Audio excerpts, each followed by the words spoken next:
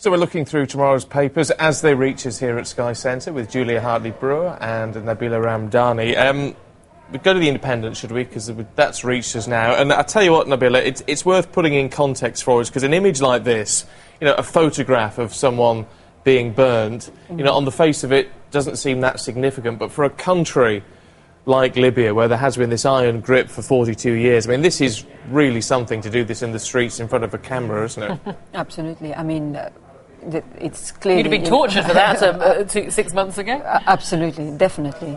But, it's also a bit provocative in a way. I think the best way to deal with Gaddafi is to make sure, he faces a proper trial, and he has to deal with justice properly instead of, trying to, for example, there are allegations that people are trying to shoot him or... well, that's interesting. If we pull it out slightly...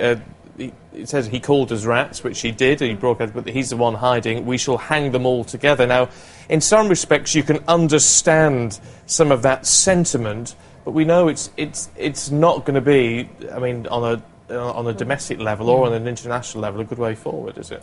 Well, I know we're all supposed to say we're all as well. Yes, but we're all supposed to sort of say the right thing. No, I completely understand. I have no issue if the man is shot dead tonight. I have absolutely no issue. Same way I felt about Bin Laden. You live by the sword, you die by the sword. He will be no great loss to the human race. But yes, it is probably better in the long run that if he is tried. But the people who supported him will still say it wasn't a fair trial. What will be really bad? But it has will also actually to do ends up going into exile. With the credibility of the National Transitional Council to establish themselves as a democratic entity. And if they start calling for Gaddafi to be shot or hanged, which they haven't. To be fair, they haven't. They said they wanted to find him alive. But my worry is even going into exile with a load of gold bullion. Go through due process and the rule of law. The main sort of piece talking about laying siege to his compound. I would have thought that's the one place he's not going to be, actually. Well, I don't know, because it is a huge fortified compound, and they think that there may be tunnels between that and the Rixos Hotel. And that's where most of the fighting is happening as well. But clearly there's a hardcore of his henchmen who benefited massively under his regime, who are utterly dedicated to fight for him until the very end. It depends if Hugo Chavez is willing to offer them all a safe haven, doesn't it? We could just put them all on a nice big Airbus. In some respects, it wouldn't be a surprise, would it? If we look at the Independent sister paper, The Eye, and again, it's a similar sort of front page in a way. Fight back puts rebel victory on hold. And how important is it, Nabila, that this is pushed forward quickly now? Because there is this pressure to try and get some structure, some law and order in place, and this has hardly been a clean-cut kill, if you like, of the Gaddafi regime. Yeah, well, that's one of the immediate concerns that springs to mind straight away.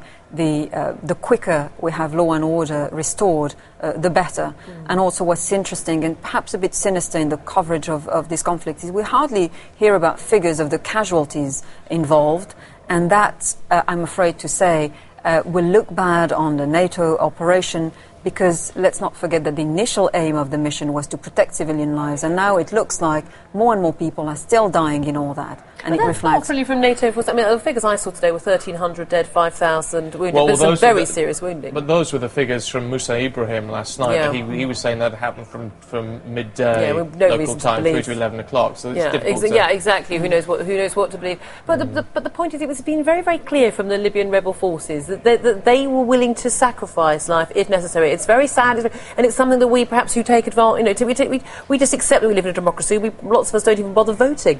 We're so blasé about it, but they are willing to lay down their lives. It's quite clear they were willing to take the risks.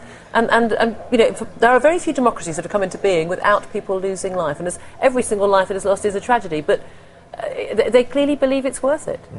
We'll just finish off with the Daily Telegraph, because that's just reaches. The bloody battle for Tripoli is the headline. And again, you can say so much with a picture. It's a bit of a cliche, isn't it? But a picture tells a thousand words. Look at that. Well, one of the things that worries me, actually, is the large number of weapons. Gaddafi, in his broadcast last night, he was saying, you're to people of Tripoli, you're all armed, you all have weapons, you should come out and fight for me against the colonial forces.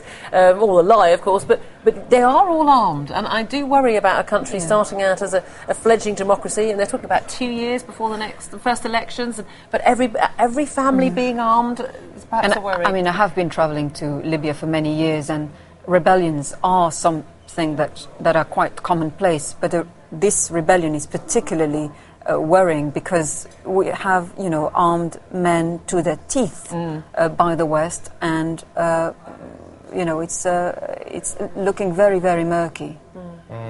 Just to finish off, and it's on a, dare we say, a lighter note. So this almost looks like.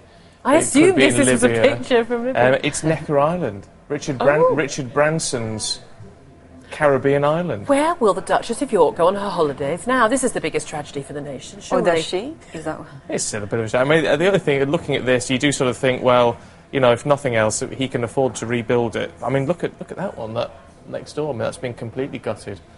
So there you go. But at least he's got the dosh to rebuild. This is the idea we have of Western tragedy, as opposed to what's happening in Libya. I think we should be on a happy note. I really think we are in the West. We are so negative about these things. I think we, our country in the West, we have done a good thing. Libyan people, wish them a all lot the of best. flames on our front pages. There you go. Nabila, Julia, good to see you both. Thanks very much indeed. So let's just recap on those papers we've had in so far. And just to touch on the Telegraph once again, the bloody battle for Tripoli, it says there, the Independent, Gaddafi going down in flames. It says with that picture of Colonel Gaddafi burning in the streets there. The Eye, which is the Independent sister paper, talking about the fight back putting the rebel victory on hold. There has been that fighting today from those key areas, particularly around Gaddafi's compound, Bab al-Zizia, in the heart of Tripoli.